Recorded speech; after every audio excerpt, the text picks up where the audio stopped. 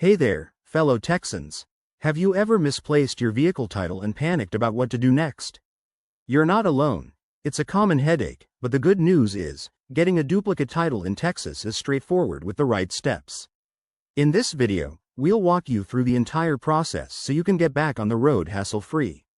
Let's dive in. First off, why might you need a duplicate title? It could be because your original was lost, stolen, damaged, or even destroyed in a flood. Whatever the reason, the Texas Department of Motor Vehicles, DMV, has a system in place to help. Start by confirming you own the vehicle. You'll need proof like a bill of sale or previous registration. Step 1. Gather your documents.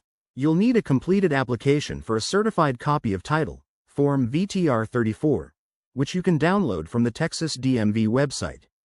Don't forget your government-issued ID, such as a driver's license, and proof of vehicle insurance.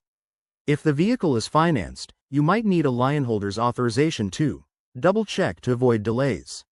Next, decide how to submit your application.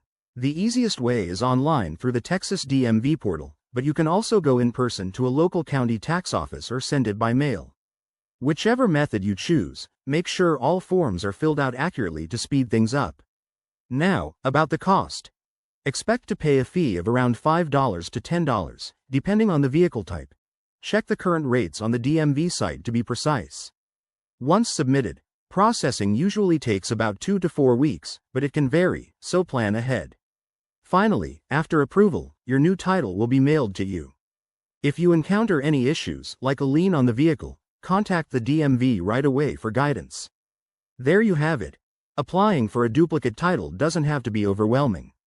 If this video helped, give it a thumbs up and subscribe for more practical tips on vehicle ownership. Drive safe, and we'll see you in the next one.